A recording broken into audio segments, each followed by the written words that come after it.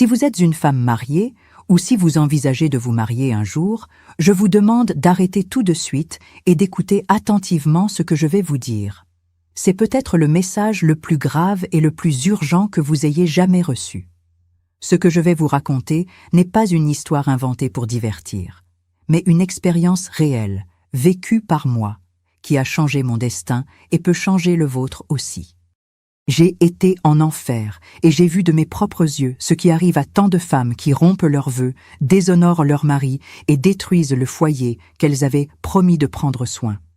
Ce que j'ai vu est inoubliable et je sais que Dieu m'a ramené pour les avertir avant qu'il ne soit trop tard. Vous pourriez penser que ces choses ne vous concernent pas, que l'enfer est réservé à des gens bien pires ou à des légendes anciennes. Mais la vérité, c'est qu'aujourd'hui, des milliers de bonnes femmes aux yeux du monde marchent vers le jugement éternel sans s'en rendre compte. Je le sais parce que j'étais parmi eux, vivant comme si rien ne pouvait m'atteindre, jusqu'à ce que je sois amenée à voir la réalité qui m'attendait si je continuais sur le même chemin. Peu importe que vous alliez à l'église, que vous chantiez dans la chorale ou que vous connaissiez des versets par cœur. Ce qui compte, c'est ce que vous vivez à l'intérieur de votre foyer, dans votre mariage, dans le secret de vos paroles et de vos actes. C'est ce que Dieu m'a montré. Le paradis et l'enfer ne dépendent pas des apparences, mais des choix quotidiens que nous faisons et des promesses que nous tenons ou non. Et quand la vie prend fin, il est impossible de revenir en arrière et de réparer ce qui a été fait. Je vous implore donc de ne pas considérer ce message comme une simple vidéo. Écoutez-le comme si votre âme en dépendait, car c'est peut-être le cas. Ce que j'ai vu est dur, douloureux et peut vous choquer, mais peut aussi vous sauver la vie éternelle. Tant qu'il est encore temps, il y a de l'espoir. Mais quand le temps s'épuise, seule l'éternité demeure, avec les conséquences de nos choix. Aujourd'hui, vous entendrez des détails qui ne sont pas faciles à assimiler. Vous apprendrez le sort des femmes qui ont utilisé la liberté comme une arme contre leur mari, qui ont échangé la fidélité contre un plaisir momentané et qui ont appris trop tard que Dieu prend au sérieux chaque vœu fait devant lui. J'étais en passe de devenir l'un d'entre eux, jusqu'à ce que Dieu décide de me montrer où j'allais. Si vous avez le courage de persévérer jusqu'au bout, vous comprendrez pourquoi je dis que ce message est un avertissement, mais aussi une opportunité. Et si Dieu m'a permis de revenir vous le dire, c'est parce qu'il vous appelle encore à changer avant qu'il ne soit trop tard. Maintenant, respirez profondément et préparez-vous, car ce que vous êtes sur le point d'entendre pourrait tout changer. Je m'appelle Elena, j'ai 50 ans, et ce que je vais vous dire ici n'est pas facile. Je ne le partage pas par fierté, mais avec le cœur lourd et le profond désir d'éviter à d'autres de vivre ce que j'ai vécu.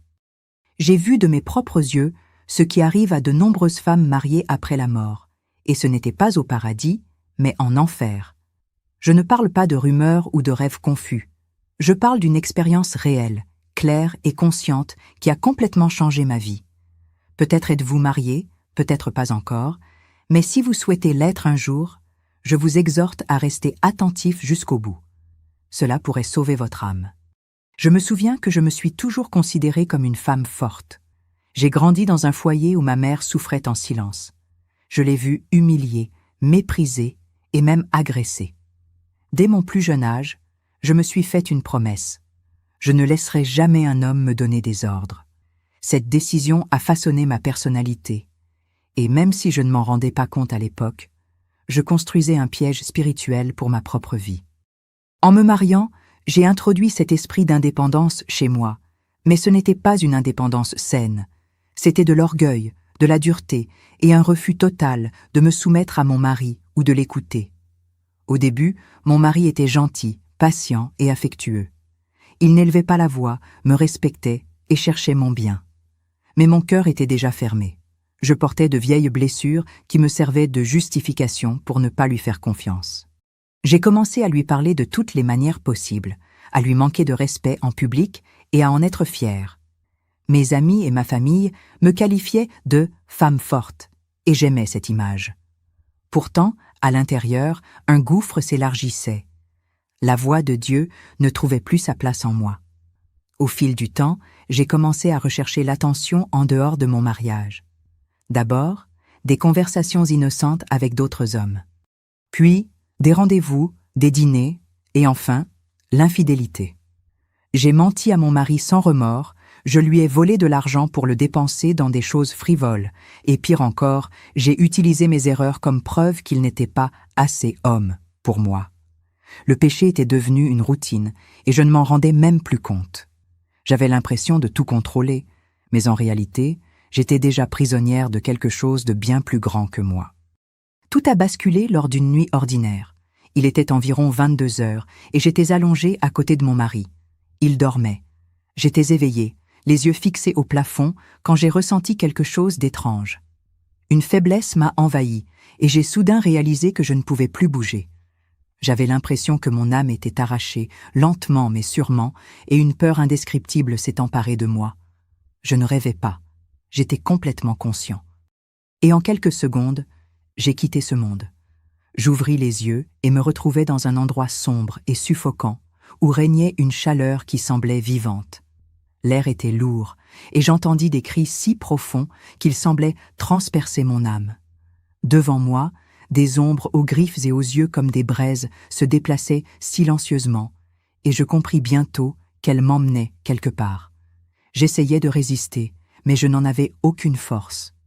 À chaque pas, le son des cris devenait plus fort, et la chaleur semblait brûler de l'intérieur. Au fond de moi, je savais où j'allais, et il n'y avait pas de retour en arrière.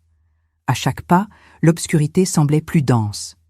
J'avais l'impression de descendre, même si je ne voyais ni marche ni sol. La chaleur n'était pas celle du soleil ou du feu de la terre. C'était une chaleur vivante qui semblait me haïr. Les créatures qui me guidaient ne parlaient pas, mais je savais qu'elles comprenaient parfaitement qui j'étais et pourquoi j'étais là. Mon corps spirituel semblait peser des tonnes, et mes pieds touchaient un sol rugueux, comme jonchés d'éclats de verre et de pierres tranchantes. J'avais envie de crier, mais ma voix ne venait pas. Seules des larmes brûlantes coulaient sur mon visage. En marchant, j'ai commencé à entendre des pleurs d'un autre genre. Ce n'était pas seulement de la douleur physique, c'était du pur désespoir, mêlé de regret. Je reconnaîtrais ce son n'importe où. C'étaient des pleurs de femmes. Le bruit devint plus fort, jusqu'à ce que finalement la vision s'ouvre devant moi. Un vaste champ sans fin rempli de femmes, liées d'une manière que je n'aurais jamais pu imaginer. Certains avaient des chaînes aux bras, d'autres la langue tendue et attachée à des poteaux chauffés au rouge. Certains avaient aussi les pieds en sang, forcés de marcher sur des pierres acérées. Soudain, une voix m'est venue à l'esprit. Ce n'était pas un son que j'entendais avec mes oreilles, mais quelque chose qui parlait directement à mon âme. C'est l'endroit réservé aux femmes mariées qui ont trahi, menti, déshonoré et détruit le foyer qu'elles ont juré de protéger. Ces mots me transpercèrent l'esprit comme des lames. J'essayais de lui dire que ce n'était pas ma place, qu'il y avait pire dans le monde, mais la voix en savait plus que moi. Elle connaissait chaque détail de ma vie, chacune de mes pensées et chacun de mes actes cachés. J'ai été entraînée dans une zone où des femmes marchaient un temps rond sur un sol recouvert de fer rouge et de verre brisé. Elles pleuraient, mais ne pouvaient s'arrêter. Lorsqu'une personne tombait, le sol lui-même s'enflammait et lui brûlait les jambes jusqu'à ce qu'elle se relève. Le cycle ne s'arrêtait jamais. La chaleur faisait miroiter l'air, et je voyais la peau s'ouvrir et se refermer comme si elle essayait de se régénérer, sans jamais y parvenir. C'était un supplice sans répit, sans soulagement. À côté de moi, je vis une autre rangée de femmes, la langue tirée, clouée à des poteaux de fer. Des démons passaient lentement, tenant de longues lames tranchantes, leur coupant la langue de bout en bout. Ils criaient, mais ils ne pouvaient pas retirer leur langue. Dès que la coupure se refermait, le processus recommençait. J'ai compris que c'étaient elles qui, par leurs paroles, humilient et détruisent leur mari, répandant mensonges et mépris au sein du foyer. Chaque coupure était comme un écho des paroles qu'elles avaient reprononcées. On m'a emmenée dans un autre endroit, où des femmes étaient agenouillées, portant d'énormes sacs incandescents sur le dos. À l'intérieur, il y avait du charbon ardent. Le poids courbait leur colonne vertébrale jusqu'à ce qu'ils se brisent presque, et toutes les quelques minutes, un démon poussait plus loin, provoquant une brûlure plus profonde du charbon dans leur peau. L'odeur de chair brûlée se mêlait aux pleurs. Une voix intérieure me disait « Il porte le poids des richesses volées et d'un confort acquis sans honneur. » Je sus à cet instant que j'étais parmi eux. Lorsque la voix a parlé pour la 3e fois, j'ai eu l'impression que mon cœur était exposé. Elle a révélé tous les mensonges, toutes les trahisons et tous les actes d'orgueil que j'avais cachés, non seulement aux autres, mais même à moi-même. Il n'y avait aucun moyen de le contester ou de le justifier. Face à cette vérité, mes excuses du genre « j'ai été blessé par le passé » ou « il l'a mérité » se sont envolées comme neige au soleil. J'ai su, à cet instant précis, que ma vie avait été une succession de choix égoïstes, teintés d'orgueil et de rébellion. La voix continua. « Tu t'es moqué du rôle d'épouse. Tu as transformé ta maison en champ de bataille et tu as utilisé ta liberté comme une arme contre l'homme qui t'aimait. Vous avez rompu les vœux faits devant moi, et il n'y a pas eu de véritable repentir tant qu'il était encore temps. » Les mots étaient fermes, mais non criés. Pourtant, ils faisaient plus mal que n'importe quelle blessure physique. C'était comme si chaque phrase pesait davantage sur mon âme. J'ai regardé autour de moi et j'ai vu des visages familiers, des femmes de ma ville, des voisines et même des connaissances de l'Église. Certaines avaient été considérées comme des femmes exemplaires dans la communauté. La douleur dans leurs yeux n'était pas seulement due à la souffrance physique, mais à la honte d'être là, sachant que l'éternité ne leur donnerait pas une seconde chance. Cela m'a fait réaliser que beaucoup d'entre nous vivent une double vie. Ils paraissent saints en public, rebelles et pécheurs à la maison. Alors que j'essayais de traiter tout cela, j'ai senti un nœud coulant se resserrer autour de ma poitrine, comme si j'étais entraîné à participer aux punitions. Chaque pas que je faisais sur ces pierres tranchantes semblait couper non seulement mes pieds, mais aussi mes souvenirs, et ils m'accusaient tous. J'ai vu des flashs de moments où j'ai manqué de respect à mon mari par pur orgueil, d'occasions où j'ai menti pour dissimuler un adultère, et d'autres où j'ai utilisé les mots comme une arme pour blesser. Rien n'était caché. J'ai voulu demander pardon, mais j'ai réalisé quelque chose d'effrayant. Là, le regret n'apporte aucun réconfort, car le temps du changement est passé. C'était comme si mes larmes s'alourdissaient et me revenaient comme la preuve que lorsque j'avais la chance de choisir le bien, j'avais choisi le mal. Cette prise de conscience fut plus douloureuse que n'importe quelle blessure visible. Et pour la première fois, je ressentis la peur non pas du feu, mais du jugement éternel. C'est alors que j'ai compris que ma présence là-bas n'était ni une erreur, ni une simple visite. Je méritais vraiment cet endroit, et le plus effrayant était que si j'étais mort cette nuit-là, mon âme serait restée à jamais enfermée dans cette prison. Prendre conscience de cela a brisé quelque chose en moi que des années de conseils et de prédications n'avaient jamais touché. C'était la vérité nue, et cela faisait plus mal que tout ce que j'avais jamais vécu. En traversant le sol en feu, je me suis rendu compte que chaque pas semblait raviver des souvenirs de ma vie. Pas des souvenirs isolés, mais ceux-là même que j'essayais d'oublier. C'était comme si chaque pierre tranchante était une lime ouverte, révélant mes péchés cachés avec une clarté cruelle. Je me suis souvenu de la première fois où j'ai menti à mon mari, en prétendant que j'allais rendre visite à ma mère, alors qu'en réalité, j'allais rencontrer un autre homme. Je me suis souvenu des fois où j'utilisais mon salaire pour me faire plaisir pendant qu'il peinait à payer les factures, me justifiant en me disant que je le méritais. La douleur physique dans mes pieds était insupportable, mais la douleur de ma conscience était encore pire. J'avais envie de fermer les yeux et de ne plus voir, mais il n'y avait aucun répit, ni pour mes yeux ni pour mon âme. À chaque souvenir, je ressentais davantage de honte et de désespoir. C'était comme si l'enfer avait été conçu de telle sorte que personne ne puisse se tromper sur sa raison d'être. Il n'y avait pas de place pour penser « c'était une erreur » ou « Dieu est injuste ». Tout était exposé si clairement que même la personne la plus fière resterait silencieuse. J'ai regardé de côté et j'ai vu une femme que j'avais autrefois admirée à l'église. Elle souriait toujours, servait toujours dans le ministère, mais maintenant elle était agenouillée, les chaînes brûlant sa peau. Lorsque nos regards se sont croisés, il n'y avait aucun jugement mutuel, seulement la compréhension de deux âmes damnées. Cet échange silencieux m'a fait plus mal que n'importe quelle blessure physique. À un moment donné, un démon s'est dressé devant moi. Il n'avait pas l'apparence caricaturale des films ou des dessins animés. C'était d'autant plus effrayant que ce n'était pas complètement monstrueux. Il avait des traits presque humains mais déformés, comme si quelque chose de sacré avait été irréversiblement corrompu. Il m'a regardé comme s'il connaissait chaque détail de ma vie. Sans un mot, il a tendu la main et m'a touché l'épaule. À cet instant, j'ai eu l'impression que tout le poids de mes péchés, physiques et spirituels, reposait sur mes épaules. Mes jambes tremblaient et je me suis retrouvé à genoux. Ce poids n'était pas seulement symbolique. J'ai littéralement senti ma colonne vertébrale se courber et mes muscles se déchirer. J'avais l'impression de porter non seulement des sacs de charbon, mais chaque mensonge, chaque trahison, chaque manque de respect se transformait en quelque chose de solide, écrasant mon corps. Plus j'essayais de me redresser, plus le poids augmentait, comme si l'enfer lui-même me disait « Tu as choisi cela, maintenant porte-le pour toujours ». L'impuissance était totale.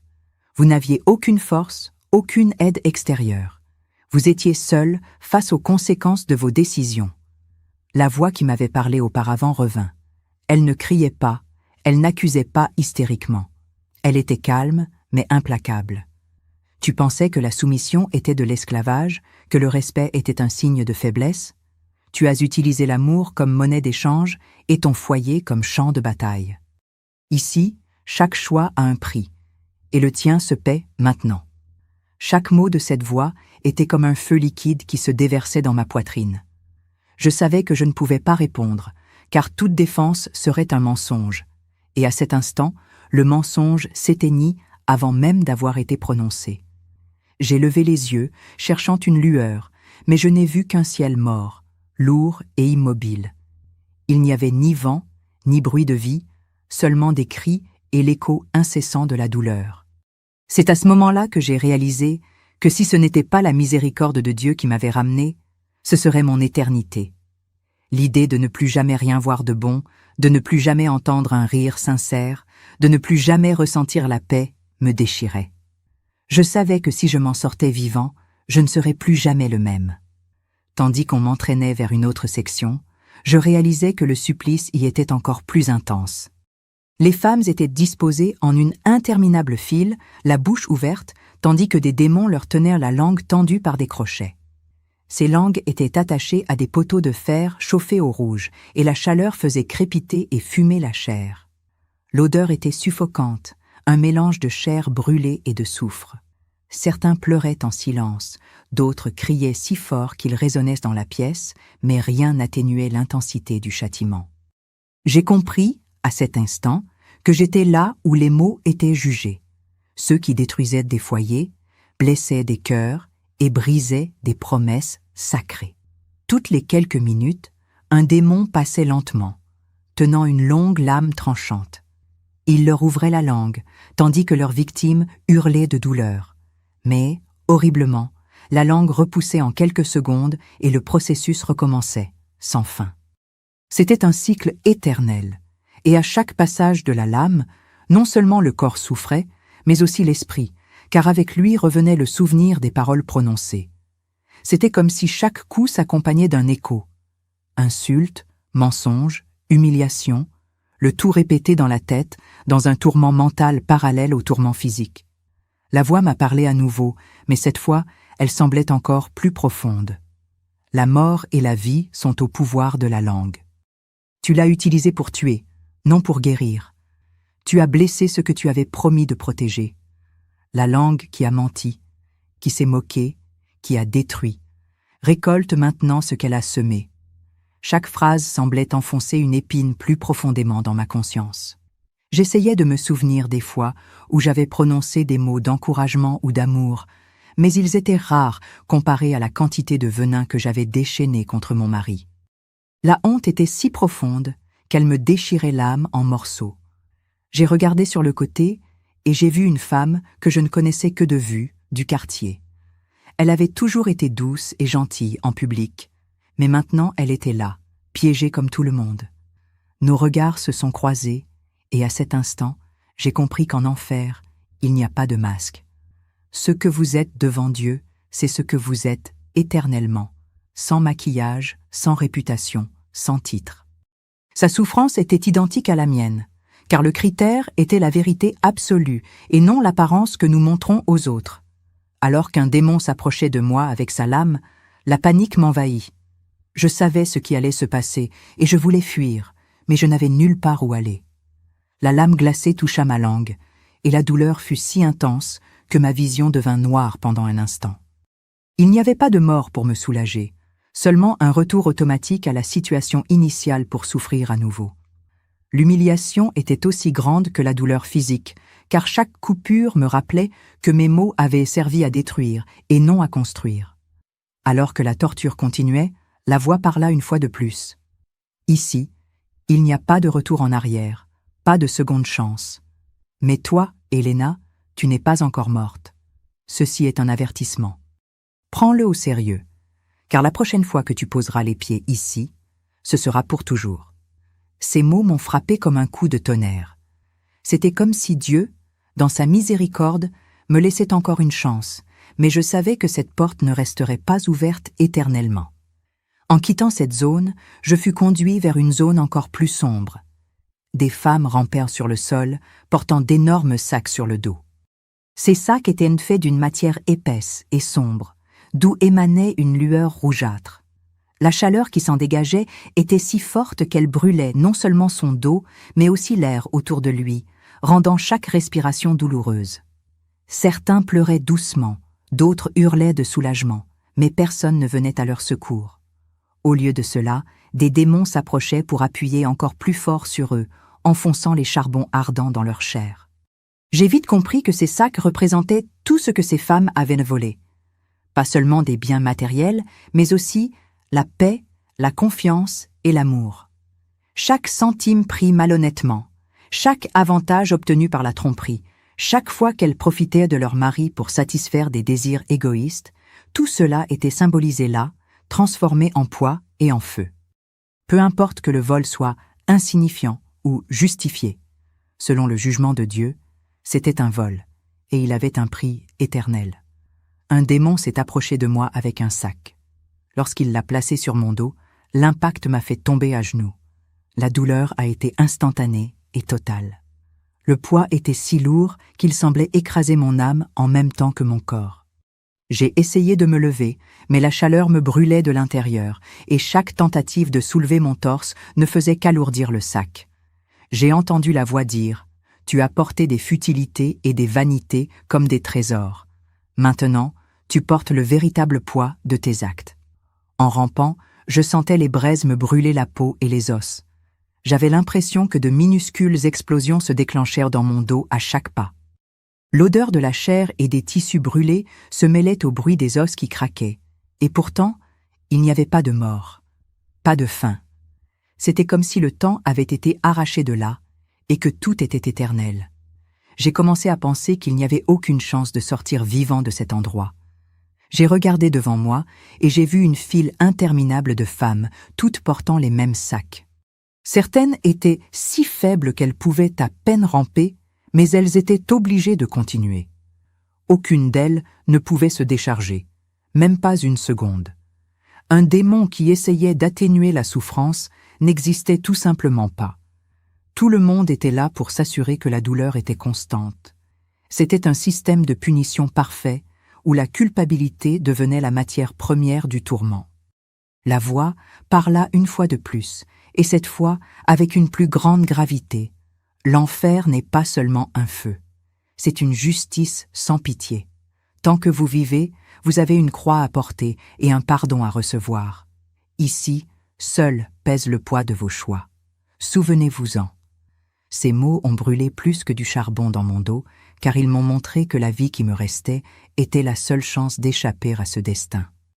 Juste au moment où je pensais avoir vu le pire, je fus emmené dans un endroit qui semblait différent des autres secteurs. Le sol était sec et craquelé, comme si une rivière y avait coulé des millénaires avant de s'évaporer, ne laissant que de profondes fissures. L'air sentait la moisissure mêlée à du vieux sang, et un épais brouillard recouvrait tout, rendant la vue difficile. Ici, pas de cris incessants, mais un silence pesant qui semblait m'écraser la poitrine. En marchant, je réalisais que, dans les parois de cette vallée, il y avait comme des écrans invisibles, et que je commençais à revoir des scènes de ma vie. Ce n'étaient pas des souvenirs aléatoires, mais des moments cruciaux, des décisions qui ont changé le cours de ma vie. J'ai revu la première fois que j'ai regardé un autre homme avec désir, alors que j'étais déjà mariée. J'ai revu le jour où j'ai décidé de cacher l'argent que mon mari m'avait donné pour payer mes factures et l'utiliser à mon profit. J'ai revu chaque mot dur que j'ai prononcé, chaque geste de mépris, chaque trahison silencieuse dont il ignorait l'existence. C'était comme si l'enfer était une salle d'audience et que ces souvenirs étaient la preuve irréfutable de ma conviction. J'ai essayé de fermer les yeux, mais je me suis rendu compte que même cela était impossible. Mes paupières refusaient de m'obéir. Ce qui rendait cela insupportable, ce n'était pas seulement de revoir ce que j'avais fait, mais de ressentir à nouveau les mêmes émotions que lorsque je l'avais fait. Quand je me suis vue humilier mon mari en public, j'ai ressenti à nouveau cet orgueil venimeux, et cela m'a rendue malade parce que maintenant je savais que cela venait d'un cœur complètement contaminé. Chaque souvenir n'était pas une simple image, mais une immersion totale dans l'instant. J'entendais ma propre voix mentir, je ressentais des papillons dans le ventre avant de rencontrer un amant, et, en même temps, je ressentais le regard déçu de Dieu posé sur moi. C'était une triple souffrance, la conscience de la culpabilité, la reviviscence de l'acte et la certitude de la condamnation. Dans cette vallée, aucun démon n'était visible, mais je sentais quelque chose qui observait tout, veillant à ce que je ne m'éloigne pas une seule seconde de ces souvenirs. C'était comme si des forces invisibles contrôlèrent mon corps, me forçant à regarder et à rester devant ces scènes. Et pour couronner le tout, chaque souvenir était accompagné d'un murmure. « Tu as choisi ça. Tu le savais. Tu le voulais. » Ces mots me transpercèrent comme des lames, brisant toute illusion selon laquelle j'avais été victime des circonstances. Non, j'avais été l'auteur de mes propres tragédies. À un moment donné, un souvenir m'a fait trembler plus que tous les autres. C'était une simple dispute à propos d'une affaire de famille. Mon mari était calme, essayant de résoudre le problème, mais j'étais rempli d'orgueil et de colère.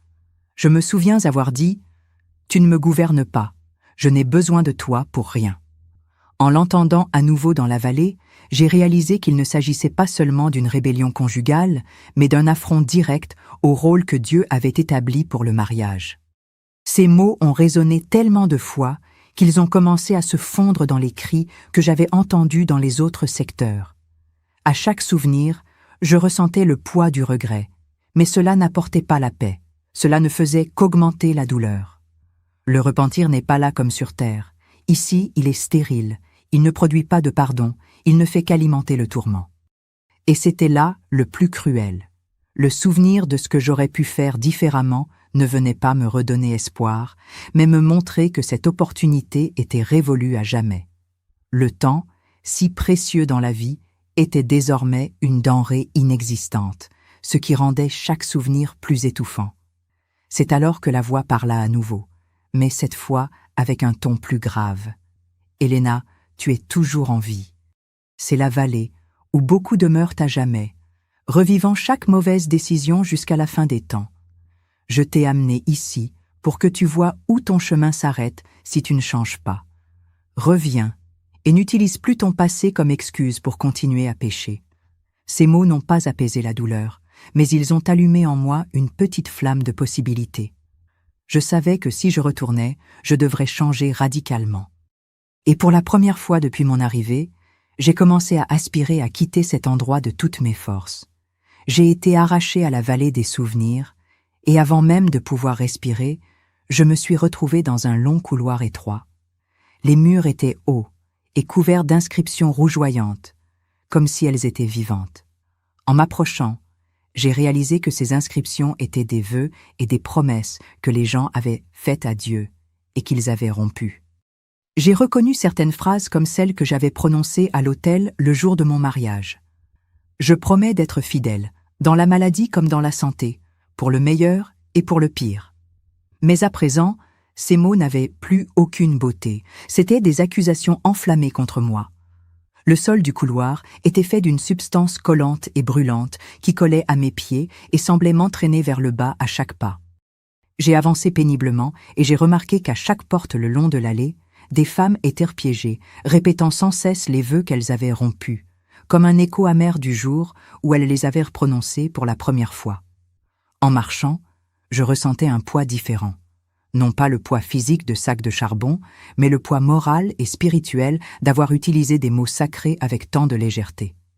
La voix dit « Le mariage est plus qu'un contrat humain. C'est une alliance devant moi. Quiconque la rompt par rébellion et par égoïsme rompt non seulement avec son conjoint, mais aussi avec moi. » Ces paroles brûlaient plus fort que le feu qui brûlait ailleurs, car elles me montraient que mon péché n'était pas seulement contre mon mari, mais contre Dieu lui-même. Je passai devant une porte où une femme répéta en pleurant « J'avais promis de t'honorer, mais j'ai choisi de t'humilier. » La douleur sur son visage était la même que celle que je ressentais intérieurement. À chaque porte que je franchissais, j'entendais des histoires différentes, mais toutes centrées sur le même principe. Orgueil, trahison, mépris et confiance trahie. Certaines femmes étaient agenouillées, le cou enchaîné au mur. D'autres tenaient des anneaux incandescents qui leur brûlaient les mains sans en détruire le métal. Ces alliances étaient comme des témoins éternels de ce qu'ils rejetaient. J'ai regardé mes propres mains et j'ai vu que mon alliance était là aussi, rougeoyante comme des braises. La douleur n'était pas seulement dans mon corps, mais dans mon âme, comme si chaque parcelle de mon histoire était exposée. Soudain, le couloir se referma derrière moi, et je compris qu'il n'y avait plus de retour en arrière possible. La seule option était de continuer. Le son des femmes répétant leurs vœux s'amplifia, formant une sorte de chant funèbre qui résonna dans toute la pièce. Chaque voix semblait pénétrer mon cœur comme une accusation directe. « Tu as aussi promis, tu as aussi rompu ta promesse. » Je n'avais aucun moyen de me défendre, car je savais que c'était vrai. Les murs semblaient se refermer sur moi, et la chaleur augmentait à chaque pas. La sueur ruisselait sur mon visage, mêlée de larmes, et chaque goutte me semblait témoigner de ma culpabilité. Arrivé enfin au bout du couloir, je trouvai un portail fermé, baigné d'une lumière si intense qu'elle me faisait mal à la vue. La voix reprit « Ces vœux ont été faits en ma présence. Je n'oublie pas. Mais tu respires encore, et tant qu'il y a de la vie, il y a une chance de rédemption. N'utilise pas cette chance pour retomber dans les mêmes mensonges. » Ces mots résonnèrent en moi comme un coup de marteau, et je sus que ce qu'on me montrait n'était pas seulement une condamnation, mais aussi un ultime avertissement. Ce couloir était un mémorial éternel aux promesses que j'avais rompues, et le voir me brisait plus que toute autre punition. Je suis tombé à genoux devant la porte, épuisé, sans la force physique ou émotionnelle de continuer. À ce moment-là, j'ai compris que l'enfer n'était pas seulement un lieu de feu et de douleur, mais aussi de mémoire parfaite, où chaque mot et chaque acte résonnent à jamais. C'était plus douloureux que n'importe quelle blessure physique. Et même dans ce désespoir, une pensée a commencé à germer. Si je m'en sortais, non seulement je changerais de vie, mais je ferais tout mon possible pour prévenir d'autres femmes avant qu'il ne soit trop tard. En franchissant la porte de la salle des serments brisés, je fus projeté dans un vaste champ, éclairé uniquement par une lumière rougeâtre émanant du sol lui-même. C'était comme si le sol lui-même était vivant et palpitant, respirant la haine. L'air était lourd et chaque respiration me donnait l'impression de déchirer mes poumons. Au centre du champ se tenaient des rangées de femmes, toutes le visage haut, l'expression mêlée de colère et de désespoir. Leurs cous étaient liés par des colliers de fer rougeoyants, et chaque fois qu'elles tentèrent de baisser la tête en signe d'humilité, le fer se contractait, les brûlant jusqu'à ce qu'elles hurlent. La voix, qui semblait maintenant plus proche, dit « Voici celles qui ne se sont jamais inclinées, ni devant moi, ni devant la vérité. » Je compris instantanément, c'était le chant de l'orgueil. En marchant parmi eux, j'ai remarqué qu'ils avaient tous une posture fière, mais leurs yeux trahissaient une douleur sans fin. L'orgueil, qui dans la vie semblait être une force, était maintenant une chaîne qui les maintenait debout contre leur volonté, brûlant sans cesse. Certains tentèrent de se libérer de leur collier, mais plus ils tiraient, plus le métal incandescent pénétrait profondément leur chair. Je reconnus des gestes qui avaient été les miens autrefois, le regard méprisant, le froncement de sourcils face à une correction, le refus d'admettre une erreur. C'était comme se regarder dans un miroir qui reflétait non pas son apparence physique, mais l'essence de son âme. Dans un coin, j'ai vu une femme agenouillée, essayant désespérément de baisser la tête, mais le collier brûlait si fort que des morceaux de peau et de muscles se déchiraient. Elle pleurait, mais ne pouvait s'empêcher de résister. La voix m'expliqua, « L'orgueil, c'est plus que s'exalter soi-même, c'est refuser de se laisser modeler par moi. Ici, il devient ta propre prison. » Ces mots m'ont profondément touchée, car je savais que j'avais souvent rejeté la correction divine, choisissant plutôt de suivre ma propre volonté. Et maintenant, je voyais clairement où cela me menait. Le champ semblait infini. À chaque pas, de nouvelles femmes apparaissaient, portant les mêmes colliers et la même posture rigide.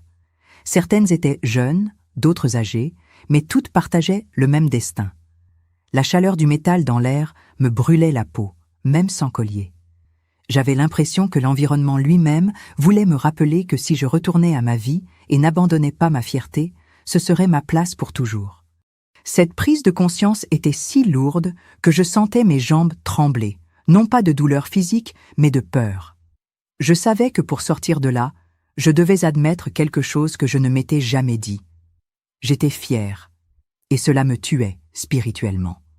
Tandis que cette pensée se formait, la voix s'éleva. Reconnaître n'est pas la fin. Se soumettre est le début. Cette phrase est restée gravée dans mon esprit. Il était clair qu'il ne suffisait pas d'avoir peur de l'enfer. Je devais renoncer complètement au comportement qui m'y avait conduit. En quittant ce champ, je me suis retournée et j'ai vu les interminables rangées de femmes prisonnières de leur orgueil. Le son de leurs cris et l'odeur de chair brûlée persistaient en moi.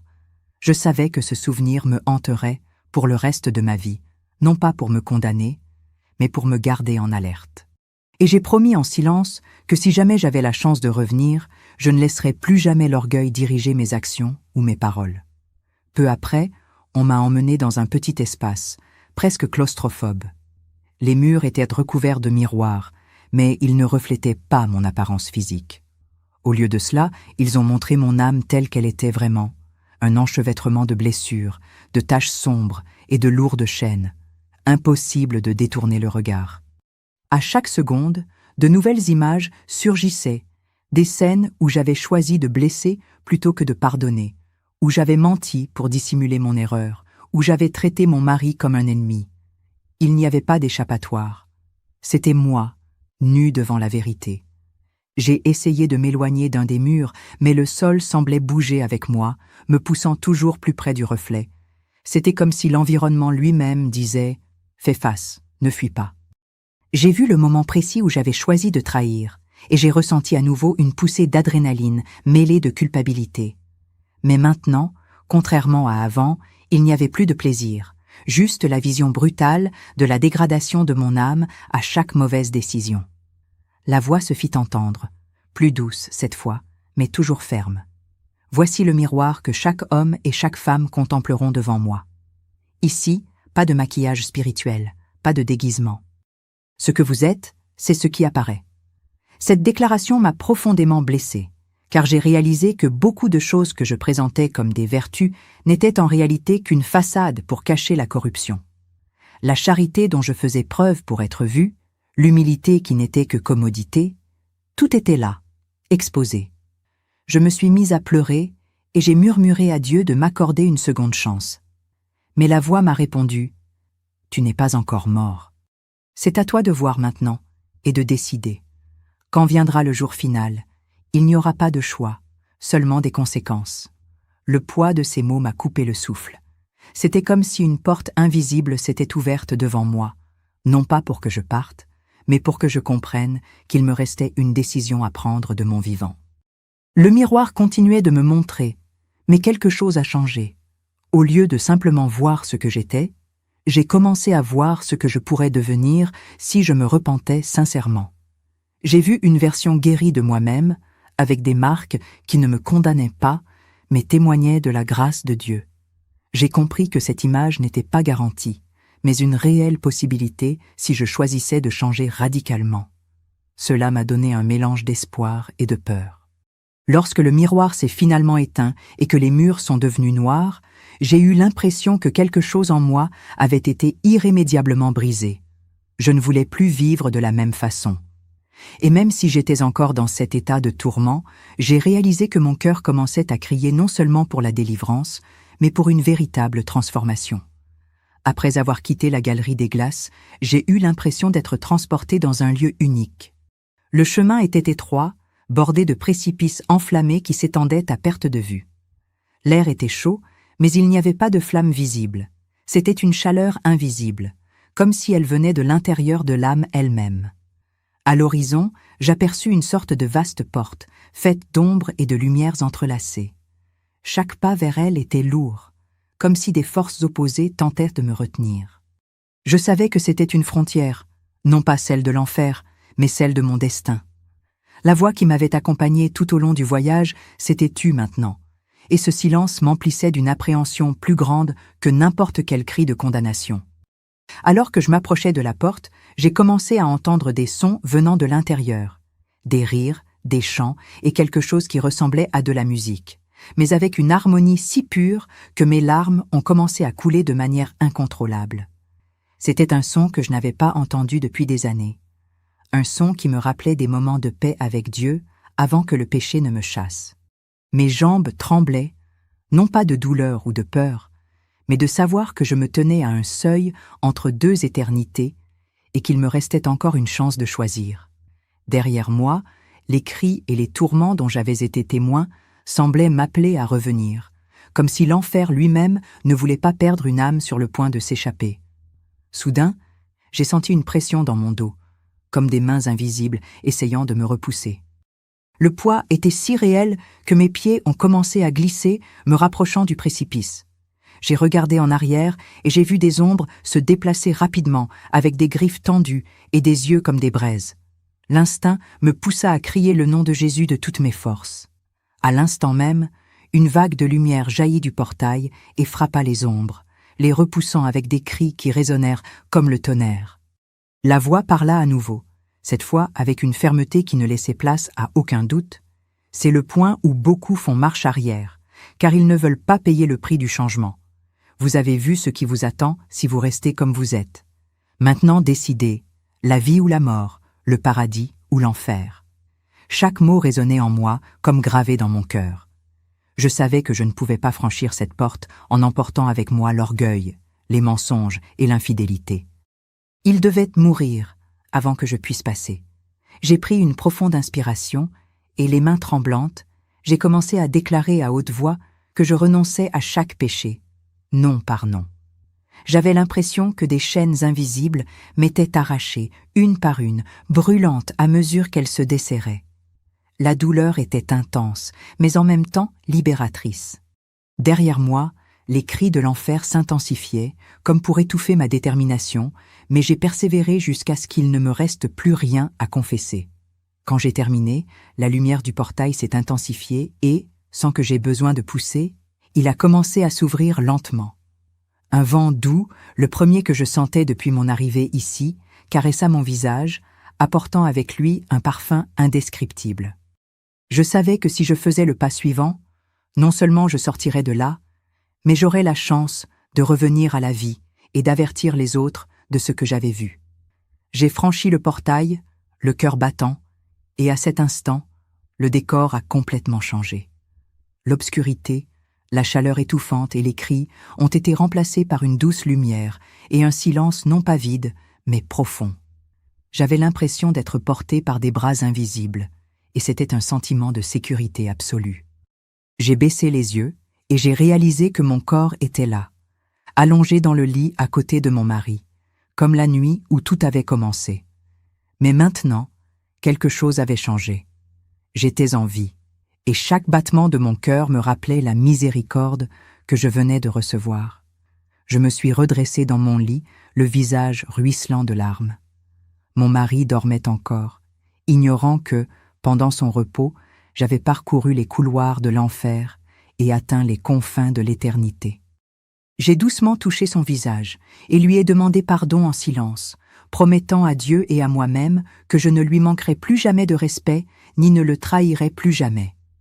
Il savait que cette promesse n'était pas seulement un engagement matrimonial, mais un pacte spirituel devant Dieu.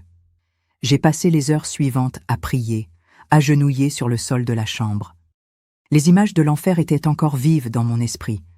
les femmes marchant sur des pierres acérées, les langues liées et coupées, les sacs de charbon qui leur brûlaient le dos, la salle des serments brisée, le champ de l'orgueil, le miroir de la vérité. Tout cela était gravé en moi comme des cicatrices qui ne s'effaceraient jamais, non pas pour me condamner, mais pour me rappeler ce qui était en jeu. J'ai su que ma mission, à partir de ce moment-là, était de raconter au plus grand nombre de femmes possible ce que j'avais vu. Le lendemain matin, j'ai raconté toute cette expérience à mon mari. Il m'a écouté en silence, les yeux embués de larmes, et m'a serré dans ses bras comme jamais auparavant. J'ai senti que, dans cette étreinte, Dieu commençait à restaurer quelque chose que j'avais moi-même détruit. Ce n'était pas seulement mon mariage qui guérissait, mais aussi mon âme. Je comprenais que le chemin était long, mais j'étais prête à le parcourir à chaque étape avec obéissance et humilité. Aujourd'hui, en partageant ce témoignage, je ne cherche ni à choquer ni à effrayer, même si je sais que ce que j'ai vu est terrifiant. Mon objectif est simple, prévenir avant qu'il ne soit trop tard. Si vous, femmes, écoutez ceci et savez que vous avez manqué de respect, trompé ou utilisé vos mots pour détruire votre foyer, sachez que ces choix ont un prix éternel. Mais il y a aussi le pardon et la réparation si vous décidez de changer tant qu'il est encore temps. Je suis allée en enfer et je suis revenue, non pas pour me vanter, mais pour dire que Jésus libère et transforme toujours. Si vous êtes en vie, il y a encore de l'espoir. Mais ne prenez pas cette chance à la légère, elle pourrait être la dernière. Aujourd'hui, je choisis la vie et je vous invite à faire de même, avant que les chaînes de l'orgueil et du péché ne vous enferment à jamais. Si ce message vous a touché, je vous demande de ne pas le garder pour vous. Partagez cette vidéo avec d'autres femmes, familles et personnes qui ont besoin d'entendre cet avertissement avant qu'il ne soit trop tard. Nombreuses sont celles qui suivent le même chemin que moi et ne savent pas où il mène. Chaque partage peut être une graine plantée dans la vie de quelqu'un. Il peut être l'avertissement qui empêchera une âme de tomber dans le même abîme.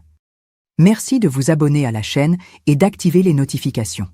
Ainsi, non seulement vous serez informés et des nouveaux messages, mais vous rejoindrez également un groupe de personnes engagées à diffuser la vérité et la parole de Dieu. En vous abonnant, vous contribuez à ce travail et à apporter avertissement et espoir là où je ne pourrais peut-être jamais atteindre seul.